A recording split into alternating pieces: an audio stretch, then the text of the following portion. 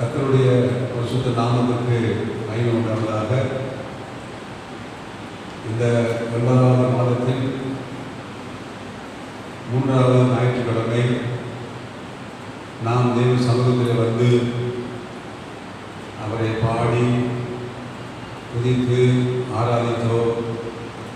இப்பொழுதும் நாம் தேவனுடைய செய்தியை கேட்டிருக்கிறோம். கடந்த புதன்கிழமை நான் உங்களுக்கு ஒரு கேள்வியை கேட்டிருந்தேன். மனுஷன் என்ற எழுத்து எழுதி ஒரு கோடு போட்டு அந்த கோடிக்கிடத்தில் உங்களுக்கு பிடித்தமான வசனத்தை எழுத வேண்டும் என்று கேள்வி கேட்டிருந்தேன். நம்முடைய சபையிலிருந்து 13 பேர், வெளி சபையிலிருந்து 7 பேர் எழுதியிருக்கிறார்கள். அவர்கள் எழுதின வசனங்கள் பாருங்கள். மனுஷன் தன் வாயின் பலனால் நன்மையை புசிப்பான் என்று ஒரு பதில் வந்திருக்கிறது. மனுஷன் மனம் மாறுகிறவன், மனம் மாற அவர் மனுஷன் அல்ல என்றான். அது ஒரு பதில். மனுஷன் உலகம் முழுவதையும் ஆதாயப்படுத்திக் கொண்டாலும் தன்னைத்தான் கெடுத்து நஷ்டப்படுத்தினால் அவனுக்கு லாபம் அல்ல என்ற பதில் வந்திருக்கிறது. மனுஷன் மாயைக்கு ஒப்பாயிருக்கிறான், அவன் நாட்கள் கடந்து போகிற நெல்லுக்கு சமானம் என்ற பதில் வந்திருக்கிறது. மனுஷன் முகத்தை பார்ப்பான், கர்த்தரோ இருதயத்தை பார்க்கிறார் என்றார் என்ற பதில். மனுஷன் புசித்து குடித்து தன் பிரயாசத்தின் பலனை அனுபவிப்பதை பார்க்கலும் அவனுக்கு ஒரு நன்மையும் இல்லை, இதுவும் தேவனுடைய கரத்திலிருந்து வருகிறது என்று நான் கண்டேன் என்ற வசனம் வருகிறது. மனுஷன் மேல் நம்பிக்கை வைத்து மாம்சமானதை தன் புயபலமாக்கிக் கொண்டு கர்த்தரை விட்டு விலகுகிற இறுதியுள்ள மனுஷன் சபிக்கப்பட்டவன் என்று கர்த்தர் சொல்கிறார் என்று பதில் வந்திருக்கிறது. மனுஷன் கொண்டு பிரயாசம் எல்லாம் அவன் வாய்க்காகத்தானே, அவன் மனதுக்கோ திருப்தி இல்லை என்று பதில் வந்திருக்கிறது. மனுஷனுடைய வழிகள் கர்த்தரின் கண்களுக்கு முன்பாக இருக்கிறது, அவனுடைய வழிகள் எல்லாத்தையும் அவர் சீர்தூக்கி பார்க்கிறார் என்ற பதில் வந்திருக்கிறது. மனுஷன் அப்பத்தினாலே மாத்திரமல்ல, தேவனுடைய வாயிலிருந்து புறப்படுகிற ஒவ்வொரு வார்த்தையினாலும் பயிர்வான் என்ற பதில் வந்திருக்கிறது. இவ்வளோ காரியங்களை கண்டுபிடித்து நீங்கள் எழுதுகிறீங்க, மற்ற சபை எழுதியிருக்காங்க, அதுக்கு நன்றியோடு நான் சொல்லிக்கிறேன். இதனாலும் கூட தேவன் தருகிற வசனம் நீங்கள் எழுதிய வசனம் வந்து இன்னொரு வசனத்தை கற்றுக் கொடுக்கிறார். என்ற செய்தியின் தலைப்பு விதைக்கிறதை அறுப்பார்கள். என்ற செய்தியின் தலைப்பு விதைக்கிறதை அறுப்பார்கள். கலாத்தியர் 6ஆம் அதிகாரம் 7ஆம் வசனம். மோசம் போகாதீர்கள், மோசம் போகாதீர்கள், தேவன் தம்மை பரியாசம் பண்ண விட்டார். தேவன் தம்மை பரியாசம் பண்ண விட்டார். மனுஷன் எதை விதைக்கிறானோ அதையே அறுப்பான்.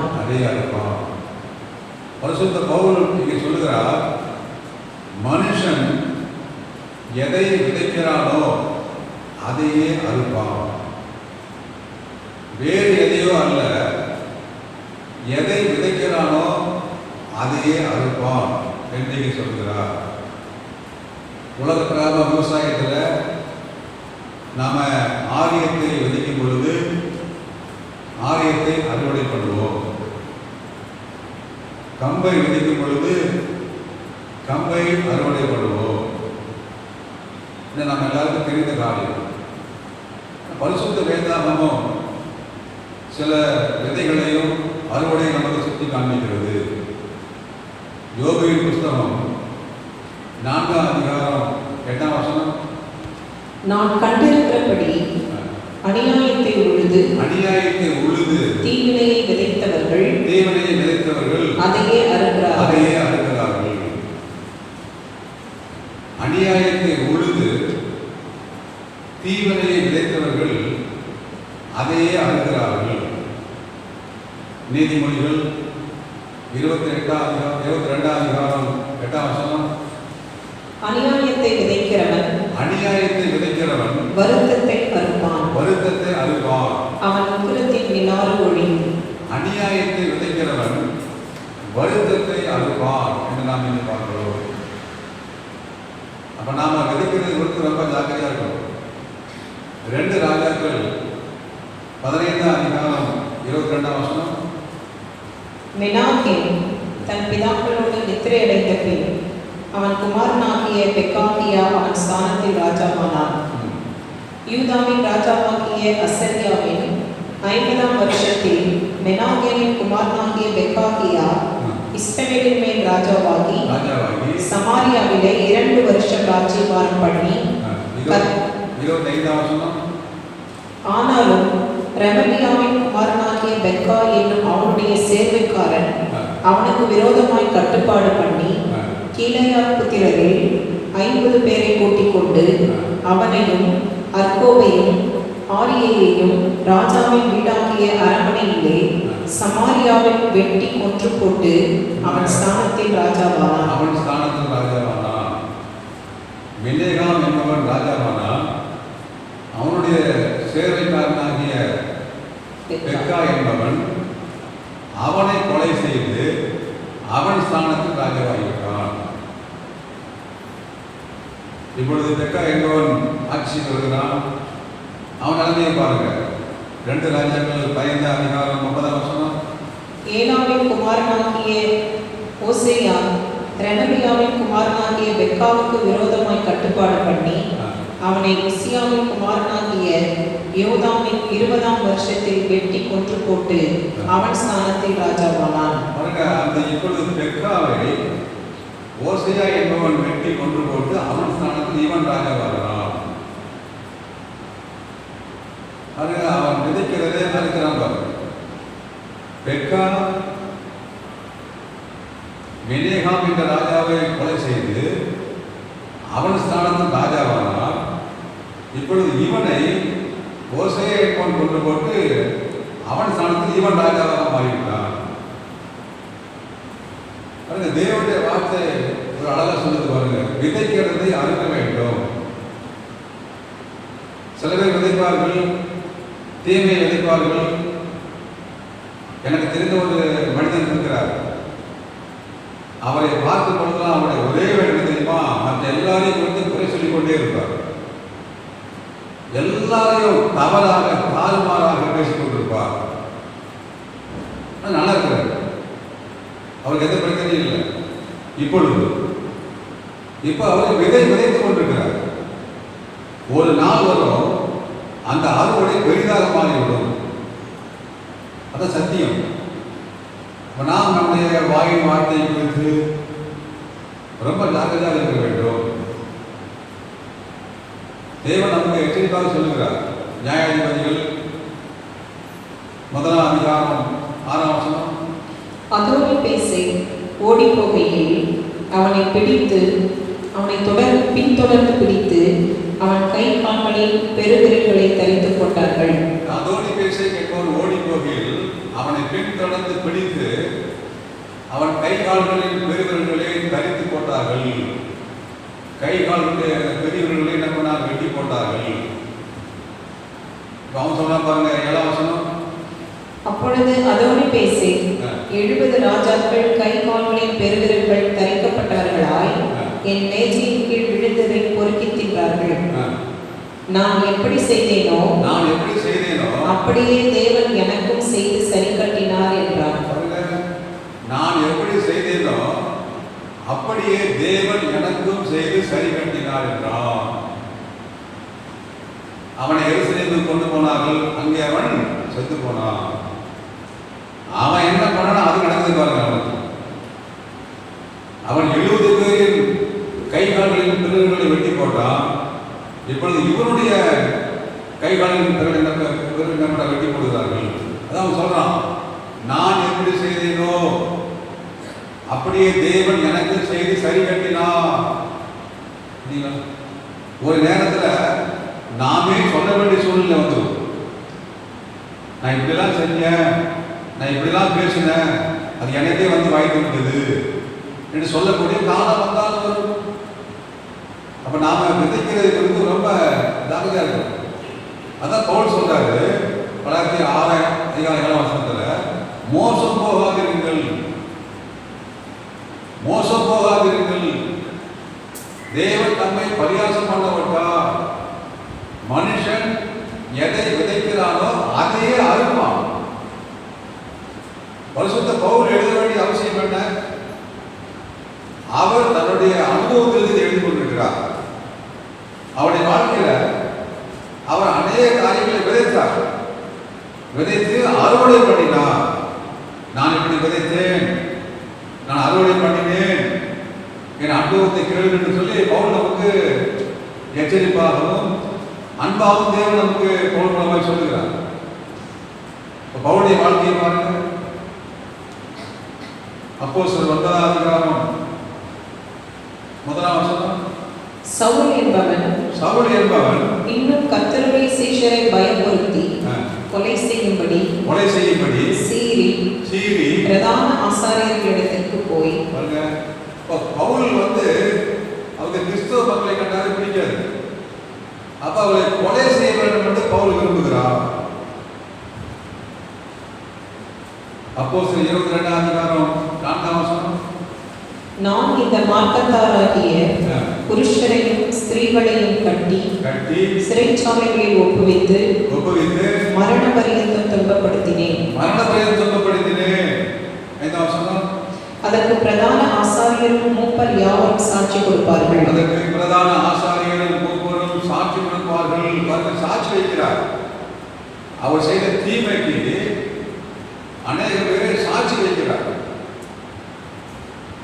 நாம எதற்கு சாட்சி வைப்போம்? நான் ஒன்றுமே சொல்லல, நான் ஒன்றுமே செய்யல, இவர் தான் சாட்சின்னு சொல்லுவோம்.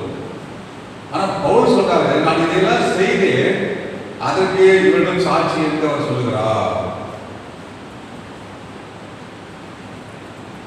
அப்போஸ்தலர் 26:9-10 முன்னே நானும் நசரேயனாகிய இயேசுவின் நாமத்திற்கு விரோதமாய் அநேக காரியங்களை நடப்பிக்க வேண்டும் என்று நினைத்திருந்தேன்.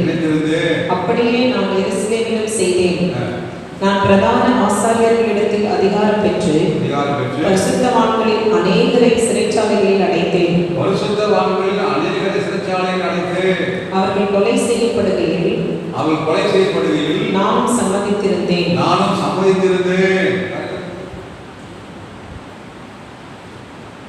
அவர் என்னெல்லாம் பார்த்தார், என்னெல்லாம் விதைத்தா சொல்றாரு பாருங்க. வரிசையா பரிசுத்தவான்களில் அநேக பேரை சிறைச்சாலைகளில் அடைத்து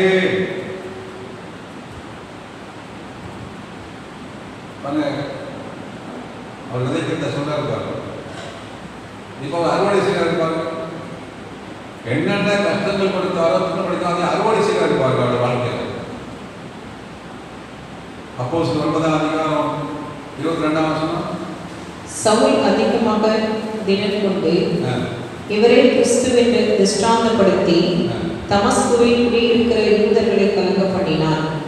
ஆண்டவர் இயேசு கிறிஸ்துவை பவுல் ஏற்றுக்கொண்ட உடனே அவர் இயேசு குறித்து பிரசங்கம் பண்றாரு. இப்ப நடந்தது பாருங்க. 23 அநேக நாள் சென்ற பின்பு யூதர்கள் அவனை கொலை செய்யும்படி ஆலோசனை பண்ணினார்கள். பாத்தீங்களா? பவுல் என்ன ஆலோசனை பண்ணாரோ அதே பாருங்க அவருக்கு வருது பாருங்க. பவுல் கிறிஸ்தவ மக்களை கொலை செய்யும்படி விரும்பினார், ஆலோசனை பண்ணினார்.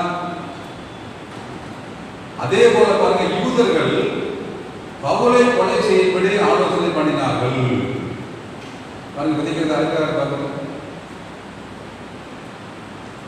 இவர் என்னெல்லாம் பண்ணா நடக்குது பாருங்க. அவருக்கு 29 கர்த்தராகிய இயேசுவின் நாமத்தினாலே தைரியமாய் பிரசங்கித்து கிரேக்கருடனே பேசி தர்க்கித்தான். அவர்களோ அவனை கொலை செய்ய எத்தனை பண்ணினார்கள். முயற்சி பண்ணினார்கள்.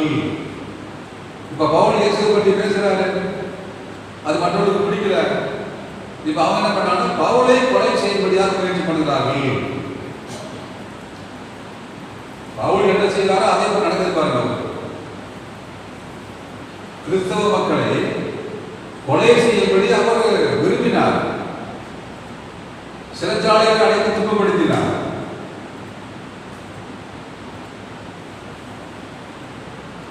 இப்போ இவரை கொலை செய்யும்படியாக ஜனங்கள் எழுதி வருகிறார்கள்.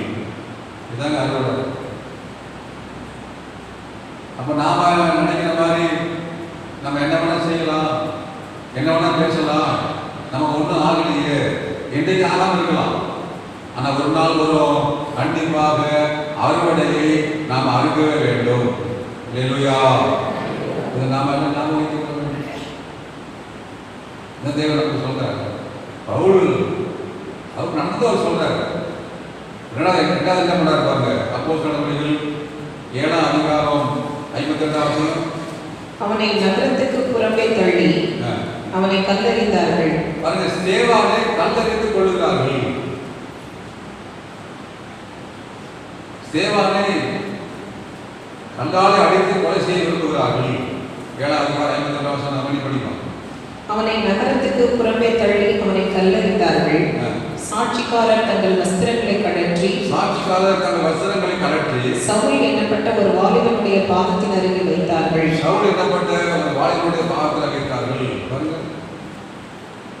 அவனை கல்லெறிந்து, ஸ்தேவானை கல்லெறிந்து கொள்ள விரும்புகிற பிள்ளைகள் தங்கள் வஸ்திரங்களை கழற்றி பவுலின் கால்களின் கீழே வைக்கிறார்கள். பவுல் அதை ஏற்றுக்கொண்டார். 59ஆம் வசனம். அப்பொழுது கர்த்தராகிய இயேசுவே என் ஆவியை ஏற்றுக்கொள்ளும் என்று ஸ்தேவான் தொழுது கொள்ளுகையில் அவனை கல்லெறிந்தார்கள். அவர் என்ன ஜெபிக்கிறார் பாருங்க. 60ஆம் வசனம். அவனும் முழங்காற்படியிட்டு ஆண்டவரே இவர்கள் மேல் இந்த பாவத்தை சுமத்தாதிரும் என்று மிகுந்த சத்தமிட்டு சொன்னான். இப்படி சொல்லி நித்திரை அடைந்தான். சேவான் ஜெபிக்கிறார். ஆண்டவரே பாவத்தெல்லாம் மன்னிங்க ஆண்டவரே.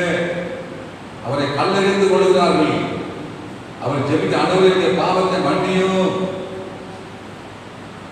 இவர்கள் இந்த பாவத்தை சுமத்தாதிரும் ஆண்டவரே என்று சேவான் சவுலுக்காகவும் மற்ற மக்களுக்காக என்ன பண்றாங்க, ஜெபிக்கிறார். இப்படி அநேக பேர் நமக்காக ஜெபிக்கிறாங்க. அதை நம்ம காப்பாற்ற அனுபவங்களை மன்னியும் அநேகம் நமக்காக ஜெபிக்கிறாங்க. அதான் நம்ம இன்னும் அறுவடை செய்யாம உயிரோடு இருந்து கொண்டிருக்கிறோம். 3வது பாருங்க. அப்போஸ்தலர் 22ஆம் அதிகாரம் 4ஆம் வசனம் 5ஆம் வசனம். நான் இந்த மார்க்கத்தாராகிய புருஷரையும் ஸ்திரீகளையும் கட்டி சிறைச்சாலைகளில் ஒப்புவித்து மரண பரியந்தம் துன்பப்படுத்தினேன். எல்லாரையும் கெட்டாரு பாருங்க, கெட்டி வதைக்கிறார். அவர் கர்த்தருடைய பிள்ளைகளை, ஆண்டவருடைய பிள்ளைகளை, ஆண்களையும் பெண்களையும் கட்டி சிறைச்சாலைகளில் ஒப்புவித்து மரண பரியந்தம் துன்பப்படுத்தினேன் இன்னைக்கு சொல்லுகிறார். இப்ப அவரை கட்டினாரு, இப்ப அவர் கட்டுறாரு பாருங்க. அவர் கட்டப்படுகிறார், அவர் கட்டுறாங்க பாருங்க. அப்போஸ்தலர் 16ஆம் அதிகாரம் 22ஆம் வசனம்.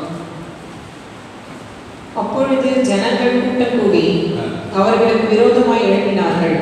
அதிகாரிகள் அவர்கள் வஸ்திரங்களை கிழித்து போடவும் அவர்களை அடிக்கவும் சொல்லி அவர்களை அநேக அடி அடித்த பின்பு சிறைச்சாலையை வைத்து அவர்களை பத்திரமாய் காக்கும்படி சிறைச்சாலைக்காரனுக்கு கட்டளையிட்டார்கள். அவன் இப்படிப்பட்ட கட்டளையை பெற்று அவர்களை உட்காவல் அறையிலே அடைத்து அவர்கள் கால்களை தொழுமரத்தில் மாட்டி வைத்தான். பவுல் கர்த்தருடைய பிள்ளைகளை அடித்து உதைத்து எப்படி செய்தாரோ அதே போல இவரையும் சீலாவையும் அடித்து உதைத்து என்ன பண்ணாங்க, தலை இல்லாத கொண்டு இருக்கிறாங்க தெய்வம். அதோட எப்படி வந்து பாருங்க. பரிசுத்த பவுல், நான் இப்படியெல்லாம் விதைத்தேன், நான் இப்படி அறுவடை பண்ணேன், இதை நான் உங்களுக்கு சொல்றேன், நீங்க அப்படி இஷ்டம் போல செய்யாதீங்க, ஜாக்கிரதை நமக்கு எச்சரிக்கை கொடுக்குறாங்க. நம்ம ரொம்ப கேர்ஃபுல்லா, நம்ம ரொம்ப ஜாக்கிரதையா இருக்கணும். அப்ப நாம இன்னைக்கு தீர்மானம் பண்ணணும், ஆண்டவரே, நான் செய்கிற கிரியைகள், நான் பேசுகிற வார்த்தைகள் எப்படி இருக்கணும்? நான் என்ன பேசணும்? நான் மற்றதை குறித்து எதாவது தவறாக பேசுகிறேன்னா என் வாயின் வார்த்தை நான் எப்படி குறைத்து கொள்ள வேண்டும்? அப்படி நம்ம யோசிக்கணும். இன்னைக்கு நம்ம தீர்மானம் பண்ணணும், நான் என் வாயை திறந்து பேசினால் மற்றவர்களை ஆசீர்வதிப்பேன். அல்லேலூயா. அது தீர்மானம் பண்ணணும். அதான் சரியான தீர்மானம். நான் மற்றவர்களை ஆசீர்வதிப்பேன். நான் மற்றவர்களுக்கு தீமையாக பேச மாட்டேன். மற்றவர்களுக்கு எதிராக பேச மாட்டேன். மற்றவர்களுக்கு நான் குறை சொல்ல மாட்டேன். அவளுக்கு விரோதமாக நான் பேச மாட்டேன். ஏன்னா நமக்கு அந்த அறுவடை வரும். நம்ம ரொம்ப ஜாகிரதையா இருக்கணும். அதான் கத்தடி நம்மகிட்ட பேசுறாரு. இப்ப ஆண்டவர் இயேசு பவுல்கிட்ட பேசுறாரு பாருங்க. அப்போஸ்தலர் நடவடிக்கைகள் 20ஆம் அதிகாரம், அப்போஸ்தலர் 20ஆம் அதிகாரம் 22ஆம் வசனம். இப்பொழுதும் நான் ஆவியிலே கட்டுண்டவனாய் எருசலேமுக்கு போகிறேன். அங்கே எனக்கு நேரிடும் காரியங்களை நான் அறியேன். கட்டுகளும் உபத்திரவங்களும் எனக்கு வைத்திருக்கிறது என்று பரிசுத்த ஆவியானவர் பட்டணந்தோறும் தெரிவிக்கிறதை மாத்திரம் அறிந்திருக்கிறேன். பட்டணந்தோறும் தெரிவிக்கிறார். என்ன தெரிவிக்கிறாரு? உனக்கு எங்க போனாலும் உன்னை கட்டுவாங்க, அடிப்பாங்க, உதைப்பாங்க. ஆவியானவர் சொல்றார் பவுல்கிட்ட, நீ ஊழியம் செய்ய எங்க போனாலும் உனக்கு அடி உண்டு, உதை உண்டு. என்ன நீ பண்ணியிருக்கிற?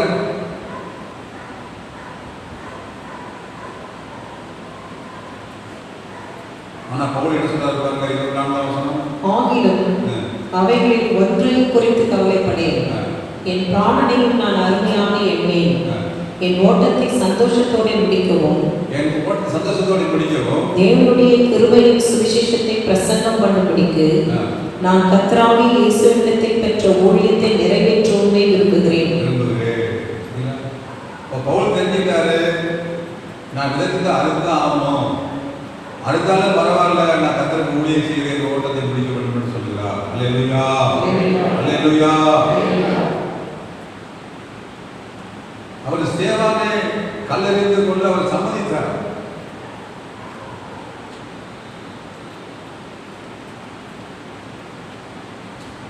அவர் என்ன பண்றாங்க பாருங்க. அப்போஸ்தலர் நடவடிக்கைகள் 14ஆம் அதிகாரம் 19ஆம் வசனம்.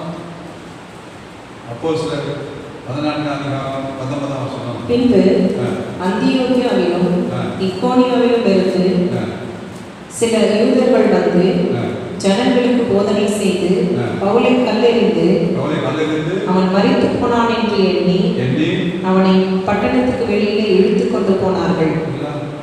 பவுலை கல்லெறிந்து கொள்றாங்க. அப்ப அவன் மரித்து போனான் என்று சொல்லி வெளியே இழுத்து கொண்டு போய்விட்டார்கள். ஆனா ஸ்தேவான் ஜெபம் பண்ணாரு, ஆண்டவருடைய பாவத்தை பண்ணுங்க, மன்னியும் என்று சொன்னார். அப்போஸ்தலர் பாருங்க 20ஆம் வசனம். சீஷர்கள் அவனை சூழ்ந்து நிற்கையில் அவன் எழுந்து பட்டணத்திற்குள் பிரவேசித்தான். மறுநாளில் பர்னபாவுடனே கூட தெர்பைக்கு புறப்பட்டான். சவுல் பிழைத்துக் கொள்கிறார். ஸ்தேவான் மரித்து போனார். சவுலையே கல்லெறிந்து பவுலையே கல்லெறிந்து கொண்டார்கள். ஆனா பவுல் மரிக்கவில்லை. காரணம் தெரியுமா? ஸ்தேவானின் ஜெபம். அல்லேலூயா, அல்லேலூயா. ஆண்டவருடைய பாவத்தை என்ன பண்ணாதீங்க, சுமத்தாதீங்க. ஸ்தேவானின் ஜெபத்தை கேட்டு கர்த்தர் பவுலை காப்பாற்றுகிறார்.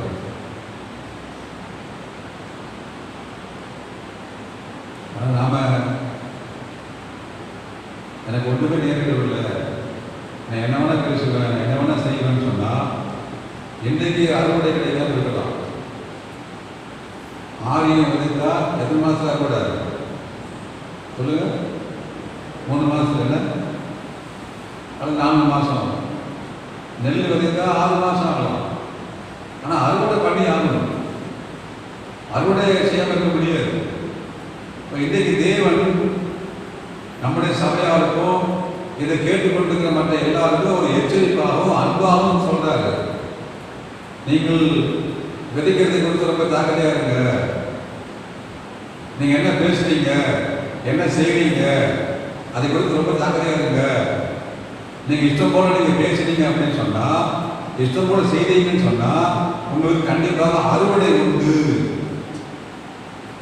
நம்ம ரொம்ப கேர்ஃபுல்லா இருக்கணும். இதை எனக்கும் சொல்லுகிறார், உங்களுக்கும் சொல்லுகிறார்.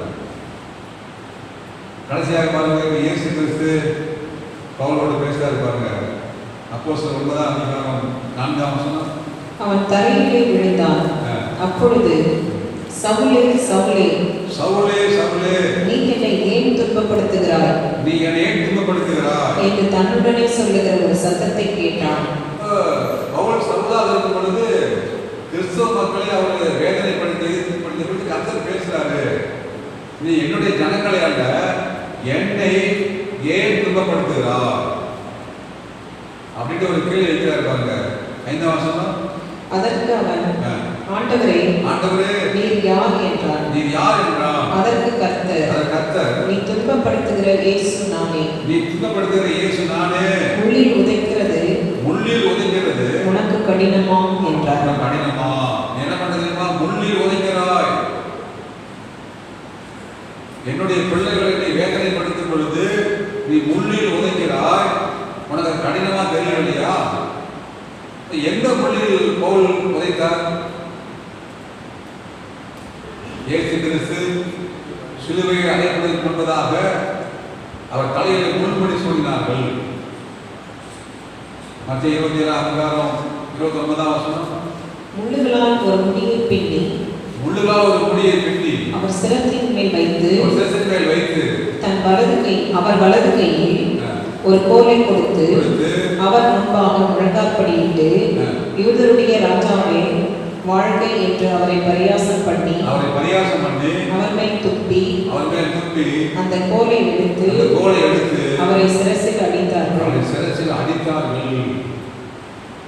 அவர் தலையிலே சூட்டப்பட்ட அந்த முள்முடி அது ஆணிகளால் செய்யப்பட்டது. அந்த ஆணியின் நீளம் 9 இன்ச்சு நீளம். அதனால் செய்யப்பட்ட அந்த முள்முடியை தலையில வைத்து என்ன பண்ணாங்க, அடிக்கிறார்கள். அவ அந்த ஆணி தலையில உள்ளே இறங்கும் பொழுது எவ்வளவு வேதனை பாருங்க. அந்த முள்ளின் மேல் தான் சவுல் உதைத்தார்.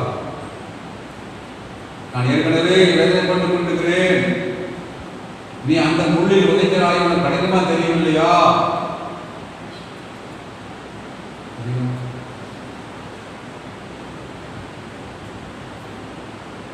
பவுல் சவுலாக இருக்கும் பொழுது அந்த முள்ளில் உதைத்தபடியினால அவருக்கு ஒரு முள்ளை கற்றுக் கொடுத்தார். 2 கொரிந்தியர் 12:7 அன்றியும் எனக்கு வெளிப்படுத்தப்பட்டவைகளுக்குரிய மேன்மை நிமித்தம் நான் என்னை உயர்த்தாதபடிக்கு என் மாம்சத்திலே ஒரு முள் கொடுக்கப்பட்டிருக்கிறது. அவர் முள்ளில் உதைத்தா அவருக்கு தேவன் முள்ளை கொடுத்திருக்கிறார். அதுக்காக பவுல் ஜெபம் பண்றார் 3 முறை. அடுத்து அது என்னை விட்டு நீங்கும்படிக்கு, அந்த முள் என்னை விட்டு நீங்கும்படிக்கு நான் 3 தரம் கர்த்தரிடத்தில் வேண்டிக் கொண்டேன். அதுக்கு இயேசு என்ன சொன்னாருங்க? அதற்கு அவர் என் கிருபை உனக்கு போதும், பலவீனத்திலே என் பலன் பூரணமாய் விளங்கும் என்றார்.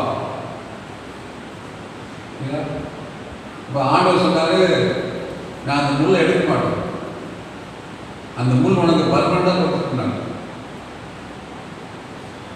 ஏனென்றால் நீ என் தலையிலே சூட்டப்பட்ட அந்த முள்முடியில் எட்டி வைத்திருக்கிறாய். அப்ப அந்த முள் பாருங்க, நிரந்தரமாக சாதல் வரைக்கும் அந்த முள்ளை கற்றுக் கொடுத்தார். சில பேர் அவருக்கு 2 கண்களிலே தண்ணீர் எப்பொழுதும் வடிந்து கொண்டு அதனால தான் முள்ளுன்னு சொல்றாங்க. சில பேர் அவருக்கு தீராத வயிற்றுவலி இருந்தாங்க சொல்றாங்க. அந்த வேதனை, அந்த முள்ளின் வேதனை அவருக்கு சாகர வரைக்கும் இருந்தது. சொல்றாரு, ஆகையால் கிறிஸ்துவின் வல்லமை என்னேல் தங்கும்படி என் விளைவினைகளை குறித்து நான் மிகவும் சந்தோஷமாய் கேட்டு பாராட்டுவேன். எனக்கு ரொம்ப சந்தோஷம், எனக்கு துக்கம் அல்ல. நான் முள்ளிலே உதைத்தேன், எனக்கு ஒரு முள் கிடைக்கப்பட்டிருக்கிறது. அடுத்த சொல்ல பாருங்க. அந்தபடி நான் பலவீனமாய் இருக்கும் போதே பலமுள்ளவனாய் இருக்கிறேன். ஆகையால் கிறிஸ்துவின் நிமித்தம் எனக்கு வரும் பலவீனங்களிலும் நிந்தைகளிலும் நெருக்கங்களிலும் துன்பங்களிலும் இடுக்கண்களிலும் நான் பிரியப்படுகிறேன்.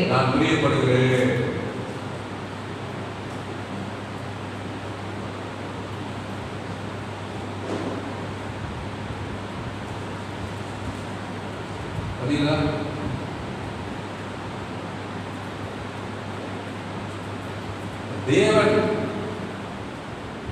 நாம் ஒன்றை விதைக்கும் பொழுது அதற்கு வேண்டிய அறுவடை அவர் தருகிறார்.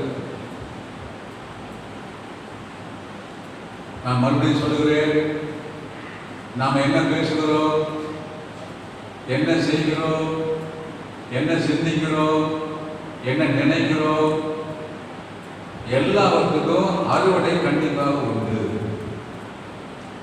ஒருவேளை இன்னைக்கு கிடைக்காம இருக்கலாம், நாளை கண்டிப்பாக அறுவடை உண்டுங்க. பவுல் தன்னுடைய வாழ்க்கையில தன்னுடைய அனுபவத்தை நமக்கு எழுதி வைத்திருக்கிறார். அவர் 4 காரியங்கள் செய்தார்.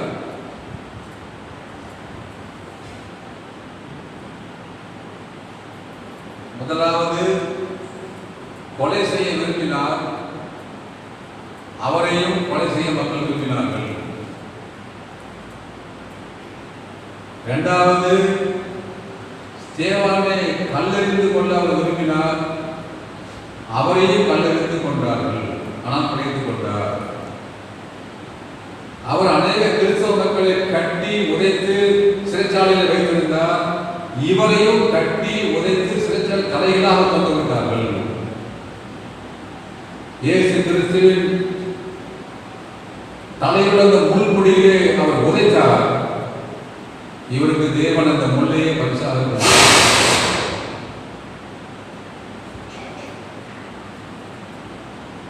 அதனால் நாம ரொம்ப ஜாகிரதையா இருக்கணும். அப்ப நாம இன்னைக்கு தீர்மானம் பண்ணணும், ஆண்டவரே இனி இந்த வாழ்க்கையில நான் ரொம்ப ஜாகிரதையா இருக்கணும். ஆண்டவரே நிறைய விதைச்சிட்டேன், ஆண்டவரே நிறைய பேசிட்டேன், ஆண்டவரே நிறைய செஞ்சுட்டேன், ஆண்டவரே என்னை மன்னிச்சிருங்கப்பா. ஆனாலும் நம்ம அந்த பேசின காரியத்துக்காக, செய்த காரியத்துக்காக அறுவடை கண்டிப்பாக எடுத்தே ஆகணும், அறுவடை அறுத்தே ஆகணும். ஆனா இனிமேலாவது நம்முடைய வாழ்க்கையில நம்மை நாம காத்துக்கொள்ள வேண்டும். அல்லேலூயா, அல்லேலூயா. ரொம்ப ஜாக்கிரதை. இனிமேலாவது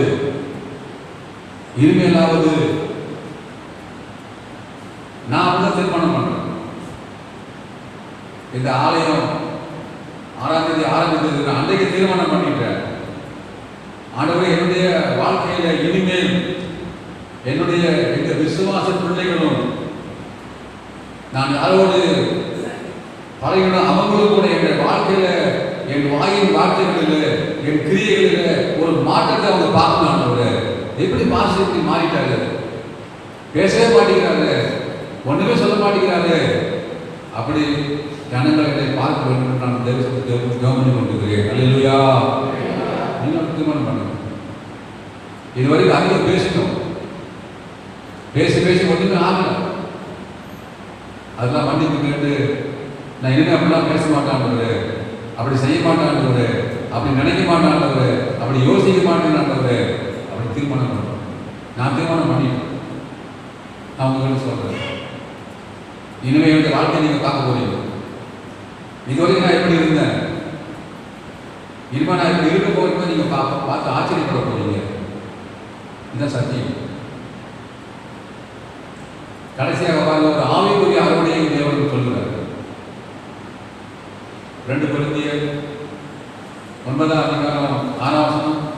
பின்னும் நான் சொல்லுகிறது என்னவெனில், சிறுக விதைக்கிறவன் சிறுக அறுப்பான், பெருக விதைக்கிறவன் பெருக அறுப்பான். இது ஆவிக்குரிய காரியம். என்னன்னா, தேவனுக்கு கொடுப்பது, ஆண்டவருக்கு கொடுப்பது. சிறுகை கொடுத்தால் சிறுகை அறுக்க முடியும். அதே பொழுது அதிக அறுவடை. தேவன் நமக்கு காணிக்கை கொடுத்து பேசுகிறார் பவுல் மூலமாக. அந்த மாம்ச அறுவடை, இது ஆவிக்குரிய அறுவடை. நம்ம கர்த்தருக்கு எவ்வளவு கொடுக்கிறோமோ அவ்வளவு தேவன் நமக்கு தருவார். சிறுக விதைக்கிறவன் சிறுகா இருப்பான், பெருக விதைக்கிறவன் பெருகா இருப்பான். நாம ஆண்டுக்கு கொடுப்பதிலே நம்ம உண்மையா இருக்கணும். இதுவரைக்கும் ஒருவர் நீங்க கர்த்தருக்கு தசமபாகம் கொடுக்காம இருக்கலாம். ஆனால் இனிமே தீர்மானம் பண்ணணும், ஆண்டவரே தசமபாகம் உங்களுடைய ஆண்டவர் என்னுடையது அல்ல, அதனால் கொடுப்பேன் நீங்க தீர்மானம் பண்ணணும். அதை கொடுக்கும் பொழுது அவர் அதிகமாக நம்ம என்ன ஆஸ்வதிப்பாரு. அதனால் இன்றைக்கு தேவன் நம்மோடு பேசுகிறார். அருமையான பிள்ளைகளை உங்க வாழ்க்கையை சீர்தூக்கி பாருங்கள். நீங்கள் எதை விதைக்கிறீர்களோ அதை கண்டிப்பாக அறுப்பீர்கள். அதனால் நன்மையை விதைப்போம், நன்மையை அறுப்போம். சந்தோஷத்தை விதைப்போம், சந்தோஷத்தை அறுப்போம்.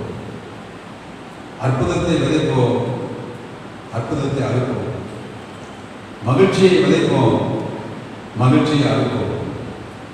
யாரையும் குறை சொல்லாதீங்க, யாருக்கும் தீமை செய்ய நினைக்காதீங்க.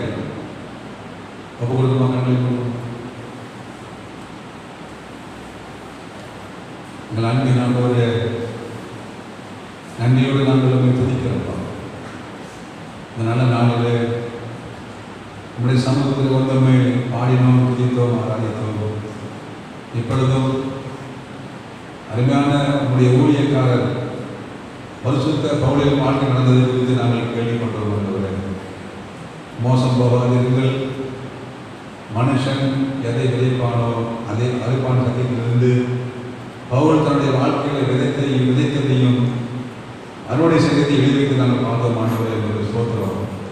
ஆமென். ஆண்டவரை எங்களுடைய வாழ்க்கையில் நாங்கள் இனிமேல் எவ்வளவு ஜாக்கிரதையாக வாழ வேண்டும் என்று கற்றுக்கொண்டிருக்காரோ நமக்கு ஸ்தோத்திரப்பா. எங்களுடைய வாழ்க்கையில் ஒரு பெரிய மாற்றத்தை உலக மக்கள் பார்க்கணும். ஆண்டவரை கர்த்தருடைய பிள்ளைகள் பார்க்கணும். ஆண்டவரை அப்படி வாழ ஒப்புக் கொடுக்கிற ஆண்டவரை எங்களுக்கு ஸ்தோத்திரப்பா. இந்த செய்தியை கேட்ட ஆண்டவரையுடைய அருமையான பிள்ளைகளையும் மற்ற சபையாரை ஊழியக்காரை நீங்கள் ஆசீர்வதிக்க ஆண்டவரை எங்களுக்கு ஸ்தோத்திரப்பா. உங்களுடைய பிள்ளைகளை பெற்ற கருத்தில் தெய்வ கருத்து ஒப்புக் கொடுக்குறோம். நீங்கள் ஆசீர்வதிக்க பெரிய காரியம் செய்யணும். எல்லா துதியும் கனமும் மகிமையும் நமக்கு ஒருவருக்கே செலுத்துகிறோம். எங்கள் ரட்சகர் மெய்ப்பெருமாகிய இயேசு கிறிஸ்துவின் நாமத்தில் ஜெபிக்கிறோம் எங்கள் பரிசுத்தமுள்ள பரலோக பிதாவே, ஆமென். நம்முடைய கர்த்தராகிய இயேசு கிறிஸ்துவின் கிருபையும் பிதாவாகிய தேவனுடைய அன்பும் பரிசுத்த ஆவியானவருடைய ஐக்கியமும் சந்தோஷமும் சமாதானமும் நம் அனைவரோடு கூட என்றும் என்றும் இயேசு கிறிஸ்துவின் வருகை மட்டும் இருப்பதாக. ஆமென். என் ஆத்மாவே கர்த்தரை ஸ்தோத்திரி, என் முழு உலகத்தை பரிசுத்த நாமத்தை ஸ்தோத்திரி. என் ஆத்மாவே கர்த்தரை ஸ்தோத்திரி, அவர் செய்த சகல உபகாரங்கள்